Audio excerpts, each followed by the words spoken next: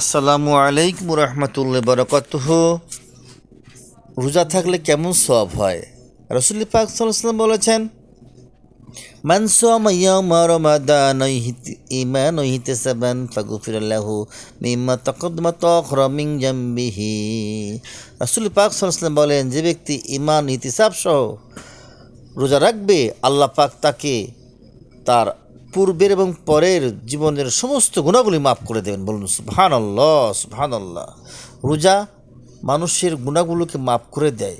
আল্লাহ পাক তার পেয়ারা বান্দার জীবনের ছোট বড় পূর্বের পরের সকল গুণাগুলি মাফ করে দেবেন।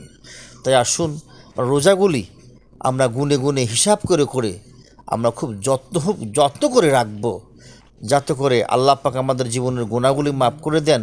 আরে আমরা জানি না আগামী মাহে রমজান আমরা পাবো কি না, তার আগে হয়তো আমাদের মৃত্যু হতে পারে। তাই আসুন, সকলেই রোজা রাখি, নামাজ পড়ি, বেশি বেশি আল্লাহ পাকের কাছে ইস্তেগফার পড়ি। আল্লাহ পাক মাফ করুন, আল্লাহ আমিন আমিন সুম্মা